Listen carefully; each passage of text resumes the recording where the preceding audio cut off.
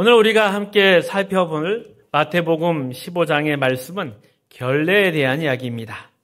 이 결례에 대한 문제는 예수님께서 당시 유대 종교 지도자들과 부딪힐 때마다 계속해서 반복되는 주제입니다.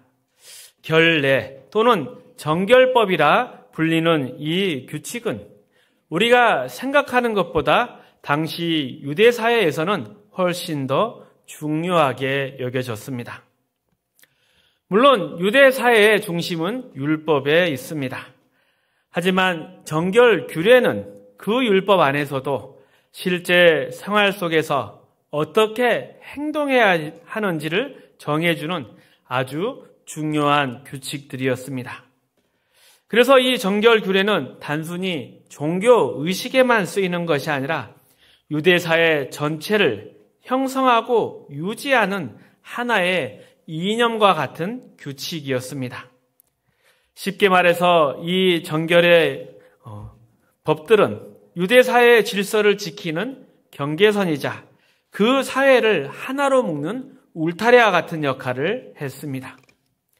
그래서 이 정결의 규례를 어기는 사람은 단순히 법을 어기는 정도로 끝나지 않았습니다.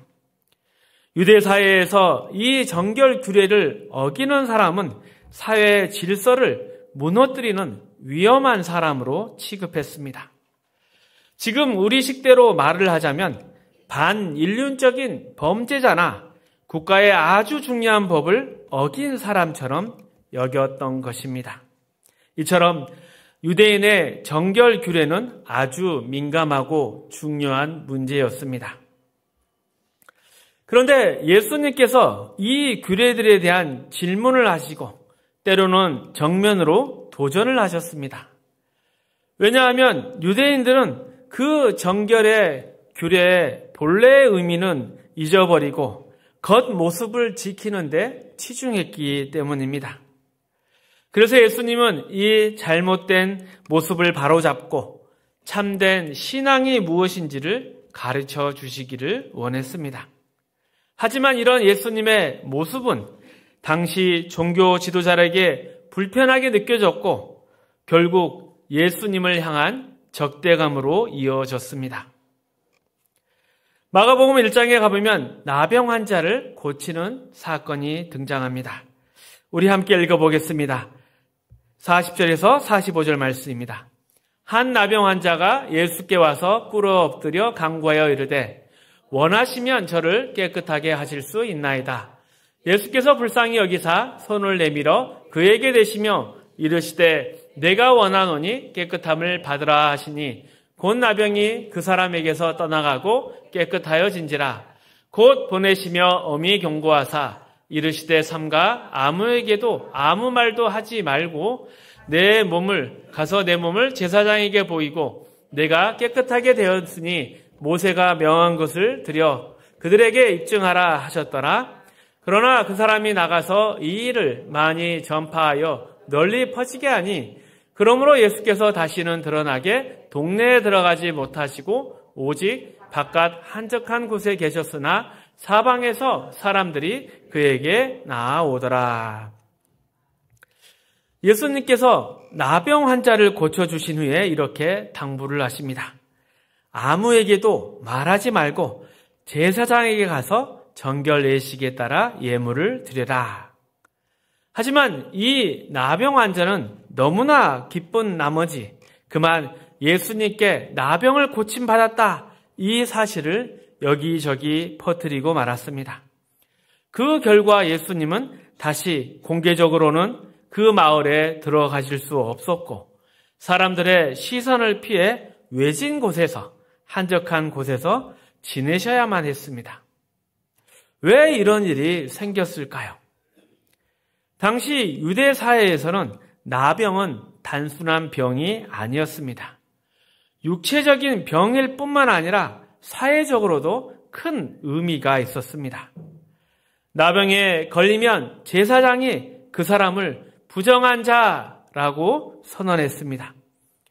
그 순간부터 그 사람은 마치 시민권을 박탈당한 사람처럼 사회의 모든 권리를 잃고 공동체 밖으로 쫓겨나야만 했습니다. 함께 살 수 없었고 혼자 외롭게 살아가야만 했습니다.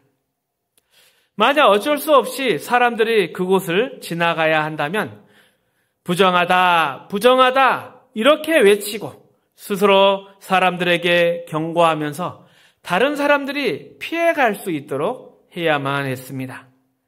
그만큼 나병은 무섭고 동시에 가족은 물론 모든 사람들과 단절되는 병이었습니다. 그런데 이런 나병 환자가 예수님 앞에 나온 일은 당시 유대인들에게는 충격적인 일이었습니다. 왜냐하면 부정한 자는 정결례에 따라서 가까이에서는 안 되는 존재였습니다. 그런데 그런 나병 환자가 예수께 나오니 사람들이 수근수근거립니다. 어떻게 저런 부정한 사람들을 받아줄 수 있는가? 어찌 너희 선생은 늘 부정한 자, 세리, 죄인들의 집에 들어가 식사하고 머무느냐? 이런 말들이 유대 종교 지도자들과 대중들의 반응이었습니다. 그런데 이런 반응들은 모두 한 뿌리에서 나온 것인데 그것은 무엇이냐? 유대인들은 모두 겉으로 보이는 정결, 외적인 기준을 너무 중요하게 생각했던 것이죠. 하지만 예수님은 전혀 다르게 반응하셨습니다. 예수님은 그 나병 환자에게 손을 내미시고 이렇게 말씀하셨습니다. 내가 원하노니 깨끗함을 받으라. 예수님께서 손을 내미셨다. 이 행동이 정말 놀라운 일입니다. 당시로서는 절대 해서는 안 되는 일이었지만 예수님은 주저하지 않으셨습니다. 그래서 마가복음 1장을 기록한 마가가 전하고 싶었던 메시지도 바로 이것입니다. 종교적 규칙이 만들어낸 차별과 배제, 소외와 그 비정함을 넘어서 예수님은 자비와 사랑으로 그 모든 경계를 무너뜨리셨다. 예수님은 이러한 정결과 규칙의 틀보다는 사람을, 한 영혼을 더 귀하게 여기셨습니다. 예수님의 메시아 되심은 바로 이런 사랑과 자비 속에서 드러나는 것입니다. 그렇다면 예수를 믿는다는 것은 무엇일까요? 예수님께서 죄인을 구하시기 위해 인간 세상에 오셨고 우리와 똑같은 몸으로 똑같은 삶을 사셨고 십자가에서 고난을 당하셨다는, 우리를 위해 죽으셨다는 그 사실에 감사하며 그분을 따라서 내 십자가를 지고 따라 사는 삶이 바로 예수를 믿는 것입니다. 그러니 우리에게는 남을 판단할 권리가 없습니다. 누군가를 정죄하거나 저주할 권리도 없습니다. 당연히 자랑할 것도 없습니다. 우리는 단지 감사해야 하고 겸손해야 할 뿐입니다. 그런데 어느 순간부터 한국교회 안에서는 자랑하는 마음이 생기고 다른 사람을 판단하는 목소리가 커졌습니다. 이것은 정말 안타까운 일입니다. 예수님께서 이 땅에 오시고 또 사역을 하셨을 때도 유대인들은 예수님을 환영하지 않았습니다. 오히려 적대감을 보였습니다. 왜 그러했습니까? 그들의 마음속에는 내가 더 잘났다 이런 자부심이 있었고 하나님의 은혜를 바라는 마음보다는 자신의 의로움을 인정받고 보상받고 싶어하는 우월감이 자리 잡고 있었기 때문입니다. 이처럼 신앙이 내가 얼마나 괜찮은 사람인지를 증명하는 수단이 되어서는 안 되는 것입니다. 계속해서 마가복음 2장에 가보면 이러한 병고침의 사건의 기록이 하나 더 있습니다. 함께 살펴보겠습니다. 3절에서 12절 말씀 함께 읽습니다. 사람들이 한 중풍병자를 네 사람에게 메어 가지고 예수께로 올세 무리들 때문에 예수께 데려갈 수 없으므로 그 계신 곳에 지붕을 뜯어 구멍을 내고 중풍병자가 누운 상을 달아내리니 예수께서 그들의 믿음을 보시고 중풍병자에게 이르시되 작은 자여 내 죄사함을 받았느니라 하시니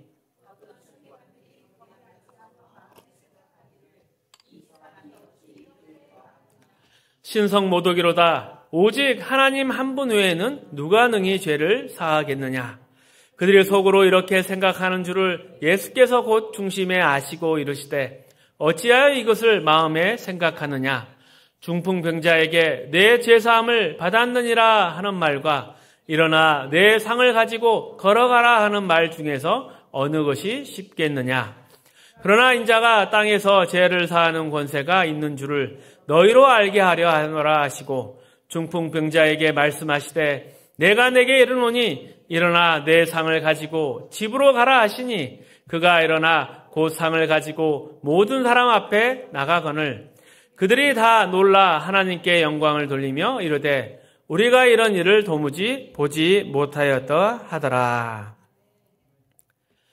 예수님께서 중풍병자를 고치시는 장면입니다. 그 병자에게 일어나 걸어가라 이렇게 하는 것보다 예수님께서는 먼저 이리 말씀하십니다. 내 죄사함을 받았느니라. 이 말씀은 당시 종교 지도자들에게는 큰 도전이었습니다. 왜냐하면 죄를 사하는 권한은 하나님께만 있다고 믿었기 때문입니다. 그래서 예수님은 의도적으로 이 말씀을 먼저 하셨습니다. 예수님이 누구신지, 왜 이 땅에 오셨는지, 그리고 메시아로서 어떤 일을 하러 오셨는지 알려주시기 위함이었습니다. 예수님은 이제 시대의 경계를 넘어서 회개와 믿음으로 하나님 앞에 나아가는 새로운 시대를 열고 계셨습니다. 더 이상 성전이나 제사 제도를 통하지 않고도 진심으로 하나님을 믿는 사람은 제사함을 받고 하나님의 자녀가 될 수 있다는 것을 보여주신 것입니다. 그런데 당시 유대인의 반응은 달랐습니다. 아니, 성전에 가지도 않았는데 어떻게 제사함을 받는단 말이냐? 아니, 성전에 가서 제사도 안 드렸는데 이게 말이나 돼. 이런 반발이 있던 것입니다. 말하자면 이런 것이죠. 그러면 지금까지 우리가 성전을 위해 헌신했던 것은 무엇인가? 그렇게 열심히 제사 지낸 건 무엇이고 먼저 믿었던 건 도대체 어떤 의미가 있는 것인가? 이런 마음에서 나온 반감들이었습니다. 결국 사람들은 자신이 쌓아온 신앙의 자부심을 놓지 못했고 하나님의 은혜보다 자기의 의를 드러내고 싶어 했던 것입니다. 그래서 오히려 예수님께서 주시려던 십자가의 은혜를 거부하게 되었습니다. 참 아이러니한 일입니다. 그런데 이런 모습은 지금 우리에게도 나타납니다. 그 당시의 문제만이 아닙니다. 당시 성전은 부패한 종교 지도자들에 의해 타락했고 가난한 사람이나 소외된 사람들에게는 너무나 높은 벽이 되어버렸습니다. 그들에게 성전은 하나님의 집이 아니라 오히려 상처와 좌절의 공간이었습니다. 예수님은 바로 그 장벽을 부수러 오셨습니다. 하지만 그 이유 때문에 오히려 종교 제도에서 밀려나셨습니다. 그렇다면 오늘날 우리는 신앙을 어떤 기준으로 점검하고 있습니까? 혹시 내가 얼마나 교회를 다녔는지, 얼마나 열심히 했는지, 또는 저 사람보다는 더 낫다 생각하면서 자신의 신앙을 점검하고 있지는 않습니까? 신앙에서 이런 자랑은 아무런 의미가 없습니다. 예수를 믿는 사람은 자랑할 것도 없고 그럴 이유도 없습니다. 우리는 오직 은혜를 입은 사람일 뿐입니다. 그래서 믿지 않는 사람들을 볼 때에도 나는 믿는데 너는 안 믿지, 이런 식으로 선을 그을 것이 아니라 내가 저 사람보다 더 나은 게 없는데 어떻게 내가 먼저 은혜를 입었을까? 이런 미안함과 겸손함이 있어야 합니다. 아직 믿지 않는 사람들을 보며 정죄하고 판단할 것이 아니라 그 마음의 연민과 안타까움이 생겨야 합니다. 그리고 내 스스로도 이렇게 생각해야 하는 것이죠. 나도 죄에서 자유로운 사람이 아니구나. 내 안에 아직도 여전히 죄의 흔적이 남아있고 하나님의 은혜 없이면 나도 아무것도 아니구나. 이런 소름 끼치는 자기 성찰이 있어야 합니다.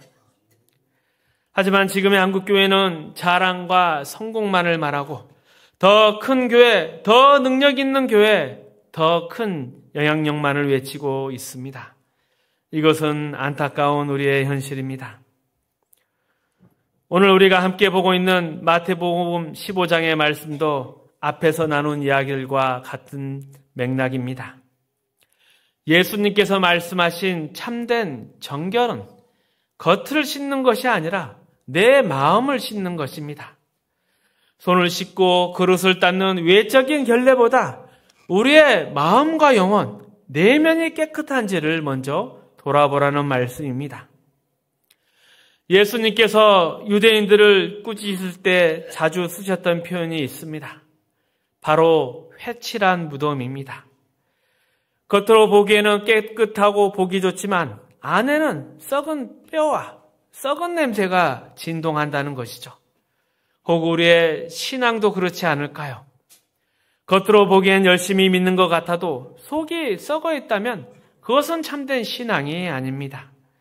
그래서 바울도 갈라디아서 5장 16절 이하에서 우리의 신앙을 점검해 보라고 권면합니다. 19절에서 23절의 말씀 함께 보겠습니다. 육체의 일은 분명하니 곧 음행과 더러운 것과 호색과 우상 숭배와 주술과 원수 맺는 것과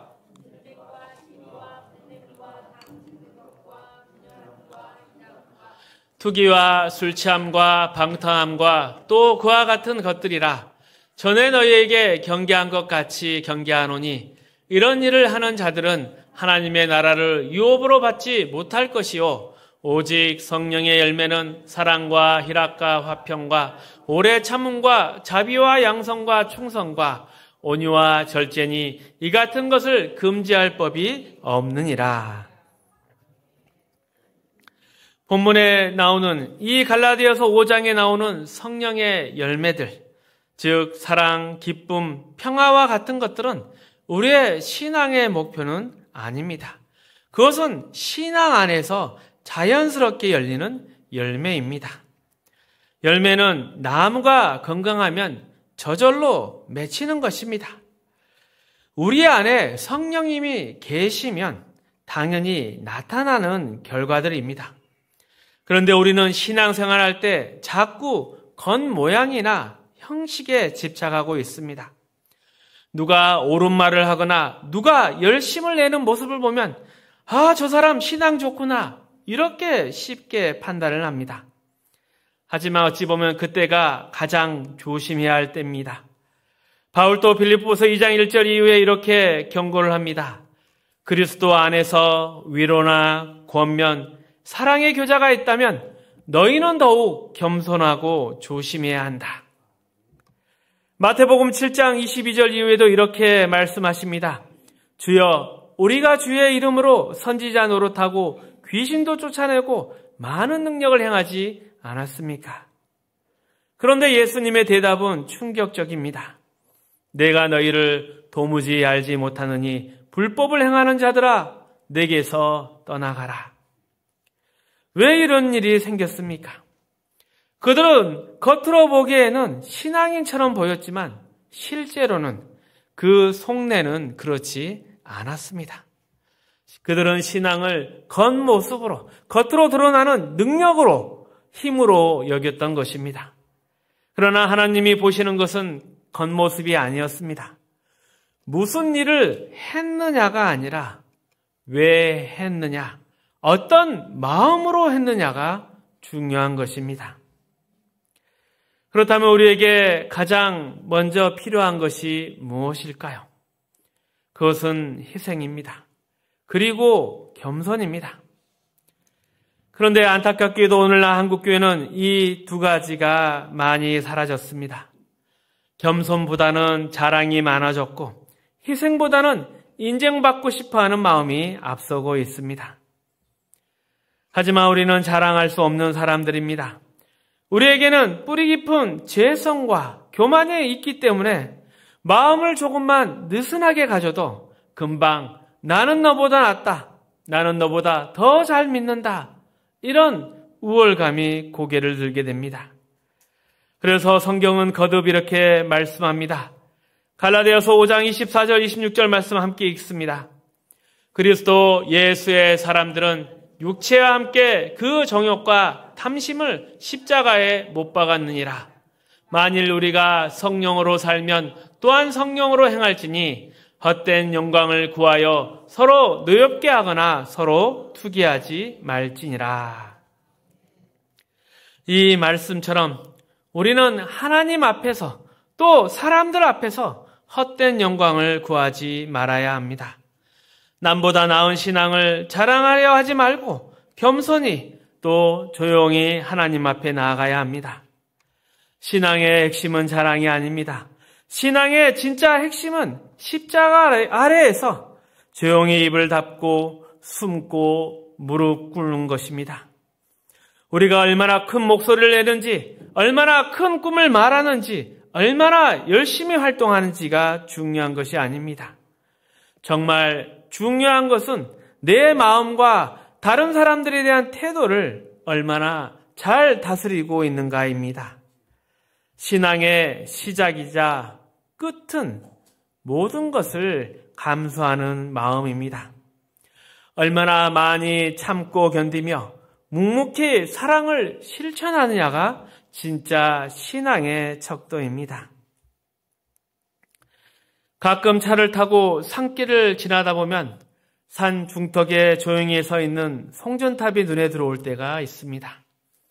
아무 말 없이 비가 오나 눈이 오나 항상 그 자리에 있어서 자신의 역할을 묵묵히 수행하는 것, 이것이 이상하게 감동적으로 다가올 때가 있습니다.